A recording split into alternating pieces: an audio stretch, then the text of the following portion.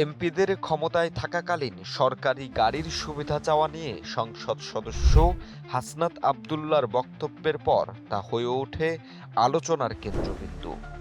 জেলা, উপজেলা এমনকি ইউনিয়ন পর্যায়ে সরকারি কর্মকর্তারা যেমন চাকরির মেয়াদ থাকাকালীন সরকারি গাড়ির সুবিধা ভোগ করে, ঠিক তেমনভাবেই সংসদ সদস্যদেরও এমন সেবা দেওয়ার বিষয়ে জানান হাসনাত আবদুল্লাহ।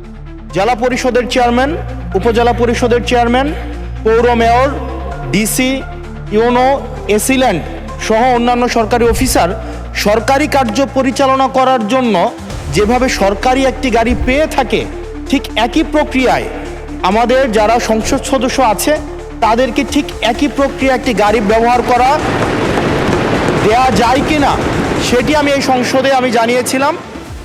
তবে প্রশ্ন হচ্ছে, এমন সিদ্ধান্ত বাস্তবায়ন কি আদৌ সম্ভব? সম্ভব হলে এর প্রতিবন্ধকতাই বা কি? যদি সরকার এমন সুবিধা চালু করতে চায়, তবে নতুন বিলাসবহুল গাড়ি ক্রয় বা বরাদ্দ করতে সরকারকে গুনতে হবে 577 কোটি 50 লাখ টাকা। জেলা প্রশাসকদের যে গাড়ি দেওয়া হয়েছে সেগুলোর প্রতিটির দাম 1 কোটি 65 লাখ টাকা। এমপিদের এর চেয়ে উন্নত গাড়ি কেনা হলে ব্যয় আরও বাড়বে। এর সঙ্গে চালক, জ্বালানি ও মেরামতের খরচ তো রয়েছেই। এমন পরিসংখ্যান উল্লেখ করে প্রতিবেদন প্রকাশ করেছে দেশের একটি শীর্ষ গণমাধ্যম।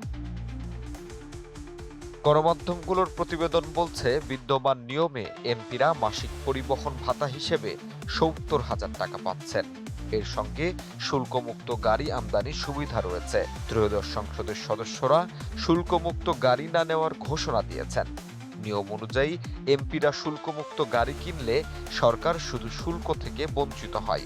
তবে নতুন গাড়ি এমপিদের কিনে দিয়ে নিয়মিত সেবা দেওয়া হলে সরকারের বড় অঙ্কের খরচ বাড়বে।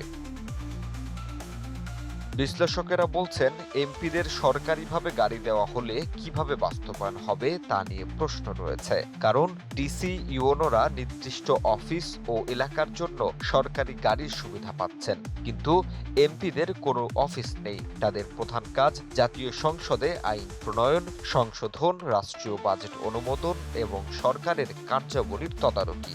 প্রশ্ন উঠছে, এমপিরা যদি গাড়ি পান তবে নিজ নির্বাচনী এলাকায় ব্যবহার করবেন নাকি সারা দেশে? এছাড়াও এই গাড়ি ব্যবহারে বা গাড়ি ক্রয় বিক্রয়ে রয়েছে অতিরিক্ত ব্যয়। জাহিদ হাসান সাব্বির, বাংলা নিউজ 24।